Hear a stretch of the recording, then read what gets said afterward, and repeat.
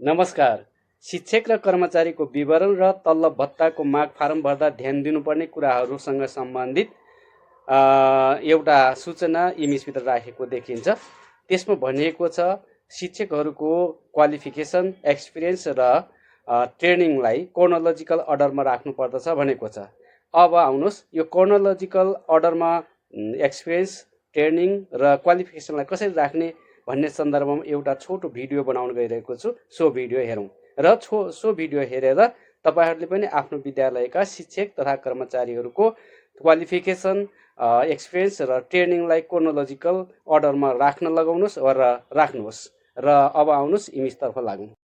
इमेजभित्र रहेको सूचना number 5 qualification, number 6 experience र नम्बर 7 को तालिम अथवा ट्रेनिङ ट्याबमा गएर हामीले क्रोनोलोजिकल रूपमा विवरण भर्नुपर्ने हुन्छ। यसका लागि सबैभन्दा पहिले हामीले आफ्नो विद्यालयको इमेज र इमेज खोल्दा यस्तो किसिमको ड्यासबोर्ड देखिन्छ। अब टिचर एन्ड स्टाफ इन्फर्मेसनमा जाउँ र टिचर लोड गरौँ। लोड गर्दा सम्पूर्ण टिचरहरूको विवरण अथवा स्टाफको विवरण देखिन्छ। अब एक्सन बटनमा जाउँ र एडिटमा जाउँ, क्वालिफिकेसनमा जाउँ। यहाँ मैले क्रोनोलोजिकल अर्डरमा राख्ने भनेको छु। सबैभन्दा पहिले मैले एसएलसी को लाई रेकर्ड राखेको छु, त्यसपछि इन्टरमिडिएटलाई राखेको छु, त्यसपछि ब्याचलरलाई राखेको छु, त्यसपछि मास्टरलाई राखेको छु। अझै म चाहिने थप्ने हो भने अब यहाँ गएर एड मोरमा गएर थप्छु र अर्को डिग्री छ भने म अर्को डिग्री थप्छु। मेरो एक्सपिरियन्स यो क्वालिफिकेसन तलदेखि माथि देखियो हैन, यो सही छ। यसै गरी तपाईहरुले पनि आफ्नो शिक्षकको क्वालिफिकेसन राख्दाखेरि सुरुमा एसी, त्यसपछि +2, त्यसपछि ब्याचलर, त्यसपछि मास्टर, त्यसपछि पीएचडी एमफिल राख्नु होला। त्यसपछि एक्सपिरियन्समा जाने। एक्सपिरियन्स पनि सबैभन्दा पछि जहाँ कार्यरत छ त्यो सबैभन्दा माथि आउनुपर्छ, अथवा सबभन्दा पहिले सुरुमा तपाईले कहाँ काम गर्नुभयो त्यो सबैभन्दा मुनि हुनु पर्यो। जस्तो यहाँ मैले सबैभन्दा पहिले काम गरेको विद्यालय, त्यहाँ चाहिँ कुन अवस्थामा काम गरेको थिएँ, कहिले नियुक्ति पाएको थिएँ त्यो राखेको छु। अहिले त्यो विद्यालयमा कार्यरत छ कि छैन भन्नेमा नो लगाएको छु।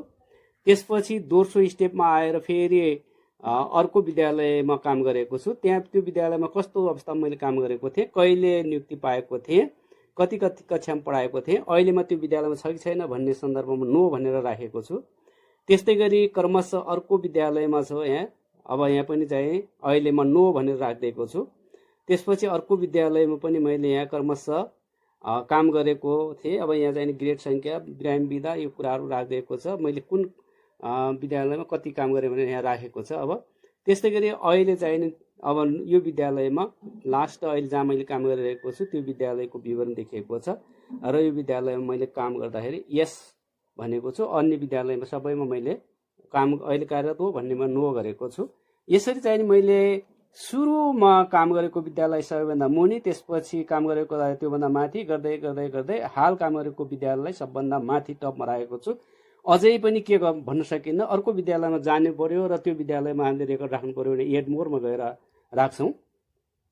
यसरी इमेजभित्र भन्ने सूचनामा भने अनुसार हामीले क्रोनोलोजिकल अर्डरमा क्वालिफिकेसन, एक्सपिरियन्स र ट्रेनिङलाई राख्नुपर्छ।